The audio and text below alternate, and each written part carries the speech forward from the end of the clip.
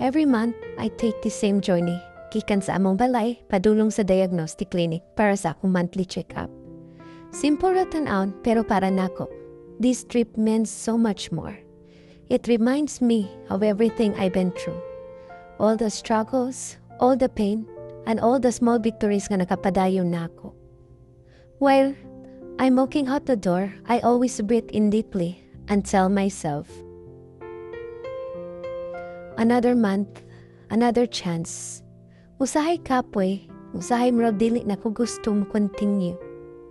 Pero, kinahanglan.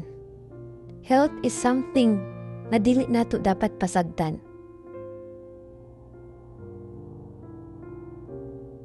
Along the way, makita nako na ang mga tao busy sa ilang mga inadlaw-adlaw. And sometimes, I wonder kung kaibaw ba sila while I'm walking, I'm also fighting my own silent battles. Daghan kayo times nga murag wala ko'y kusog. Times nga murag gusto na kumuhilom o muhunong.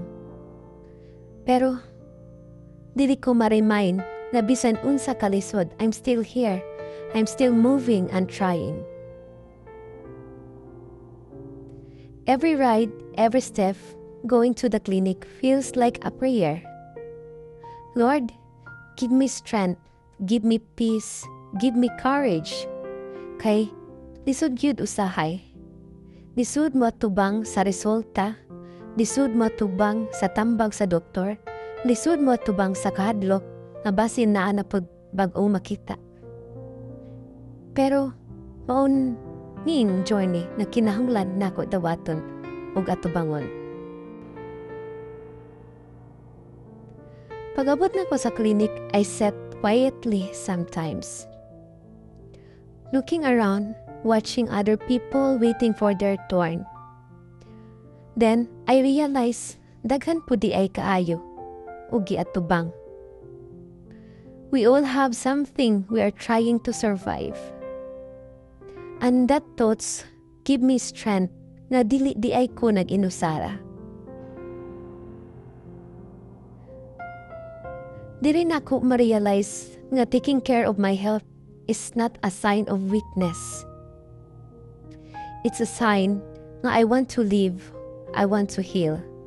I want to fight for my future and my family and kids. And every time moingon ang nurse, "Ma'am, ikaw na," I stand up with a smile, telling myself, I can do this again. After the checkup, as I walk out the clinic, I feel like a little lighter. Dili man perfect, dili man dayon mawala ang worries, pero at least na ako'y nabuhat para sa akong kaugalingon.